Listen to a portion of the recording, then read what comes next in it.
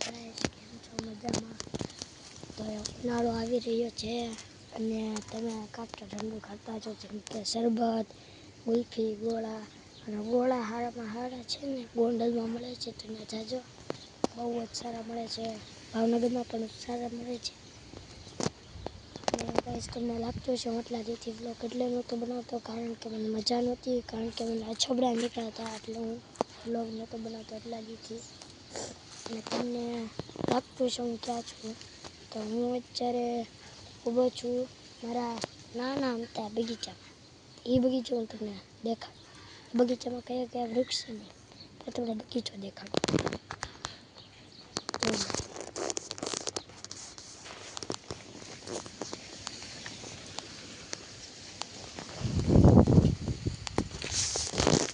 જોઈ લો અમારો બગીચો. હવે તમને દેખાડું તેમાં કયા કયા વૃક્ષ વાવ્યા છે અમે. તો અત્યારે ઉનાળો ચાલી રહ્યો છે એટલે બધા ટમેટા ભાવતા જ. તો આ છે ગાઈસ ટમેટી, પણ સુકાઈ ગઈ છે તડકાની. ને હવે આજે તમે નાનું છોડ જોઈ રહ્યા છો, એ છે લીંબોડી, જેનો લીંબુ આવે છે તે બહુ મસ્ત ખાટા મીઠા લીંબુ આવે છે.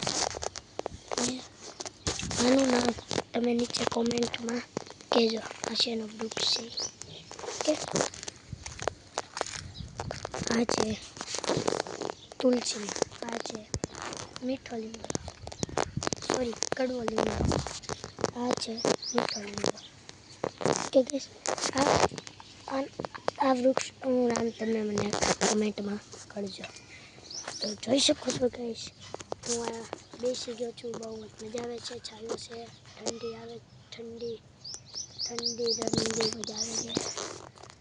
સોરી ગાઈસ, ઠંડી મજા નહીં, ઠંડુ લાગે છે. ભીની માટી પણ છે, જોઈ શકો છો. બહુ જ મજા આવે છે જોવાના પાણી. તો ગાઈસ તમારા કોમેન્ટમાં કરજો કે તમારા ઘરે વાડો છે કે નહીં. તો ગાઈસ આપણે વાત કરતા હતા ગોળાની. તો ગોળાનું પ્રખ્યાત છે ને કેવું છે, ગોંડલ છે. જે ગોંડલ શહેરમાં બહુ જ સારા ગોળા મળે છે. તમે ગોંડલના ગોળા અને ભાવનગરના ગાંઠિયા એક સાથે ખાવ તો બહુ જ મજા આવે છે ગાઈસ. અને અહીંયા શિહોરમાં સાંજે 4 સાડા 4 ગોળાવાળો આવે છે. અહીંયા લાલી રહીને 10 રૂપિયાનો ગોળો દે છે, વાટકી બહુ જ મોટો દે છે ગાઈસ. 3 ફ્લેવર એક હારે નાખીને આપે છે, તમે કહો ને એ કલર, પણ બહુ જ સારો આવે છે ગાઈસ.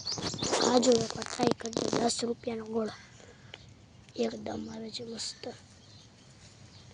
શરબત પણ વેચે છે, પણ બહુ જ મજા આવે છે, બહુ જ. તે 4 સાડા 4 આવે છે, ઠેઠ 6 સાડા 6 લગી રહે છે. બહુ જ મજા આવે છે ગાઈસ. ને એકવાર ટ્રાય કરજો. ભાવનગરના ગાંઠિયા ને શિહોરના પેંડા અને 10 વાળો ગોળો અને ગોંડલના ગોળા, બહુ જ મજા આવી જશે હો ગાઈસ. તો ગાઈસ પેલા મને અછબડા નીકળ્યા હતા, તમે જોઈ શકો છો, તમને દેખાડી થોડાક છે, જોઈ શકો છો. પેલા મને નીકળ્યા હતા, પછી નીકળ્યા મારા ભાઈને નાના અર્જુનને, એને પણ નીકળ્યા છે. તો ગાઈસ હું અહીંયા અત્યારે બ્લોગ બનાવવા આવ્યો છું, જોઈ શકો છો તમે. અહીંયા બહુ જ મજા આવે છે. તમને લાગતું હશે અહીંયા ઘરો છે, પણ અહીંયા કાંઈ નીકળતું નથી. આ બહુ જ મજા આવે છે. અને તમને એક વસ્તુ દેખાડું ગાઈસ, ડુંગર કેવો ડુંગર થઈ ગયો છે અમારા શિહોરમાં. અમારા ઘરની પાછળ જ છે ડુંગર,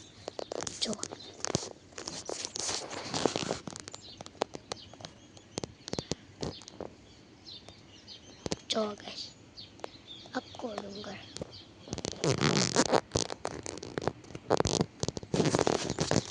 ગાઈસ હવે તમને શિહોરી માતાનો ડુંગરો દેખાડું. તે સરખો નહીં દેખાય, પણ થોડોક દેખાશે.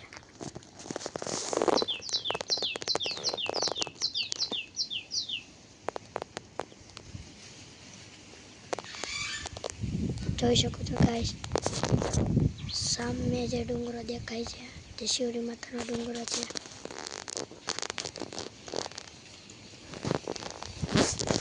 ઓકે ગાઈસ, તમને ડુંગર દેખાડી દીધો. મારું ઘર આવ્યા છે એટલે નકર સામે હનુમાનજી મહારાજ પણ મંદિર છે. અને ગાઈસ, તમને ખબર હોય તો એક્ઝામ ચાલુ થઈ ગઈ છે, તો બધા સરખી રીતના પાકું કરજો અને સારા માર્ક્સે પાસ થઈ જાજો. મારી પણ પરીક્ષા ચાલુ છે. મારા 5 પેપર આવે તો પહેલું પેપર હતું આપણે ગુજરાતી, બીજું હતું ગણિત, બહુ જ અઘરું હતું ગાઈસ. ત્રીજું પેપર હતું પર્યાવરણ. પછી આજ રજા છે, કાલે પર્યાવરણનું હતું તો આજે રજા છે. કાલ હિન્દીનું પેપર છે અને છેલ્લું પેપર છે અંગ્રેજીનું. અંગ્રેજી અને ગણિતમાં મને નથી આવડતું કાંઈ, બાકી બધા વિષયમાં આવડે છે. અને ગાઈસ, અને 5મા વાળાને ખાસ કહી દઉં કે સીઈટીની ટેસ્ટ જે દીધી હતી ને, જો કે મેં ખુદે દીધી હતી 5મામાં, એમાં કેટલા માર્ક્સ આવ્યા છે 5મા વાળાને એ કોમેન્ટમાં કરજો. મારે 120માંથી 57 માર્ક આવ્યા છે, પણ મેં વાંચ્યું નહોતું તોય ત્યાં મેં આવી ગયા માર્ક્સ, કારણ કે મારી પાસે ચોપડી પણ નહોતી. ઓકે, પણ હું પાસ થઈ ગયો છું. મારે હોસ્ટેલમાં જવાનું પણ આવ્યું હતું, પણ મારા મમ્મી પપ્પાએ ના પાડી દીધી ગાઈસ. તો સારું ગાઈસ, ભણજો અને તૈયારી કરજો. મેળા પાર્ટ 2માં.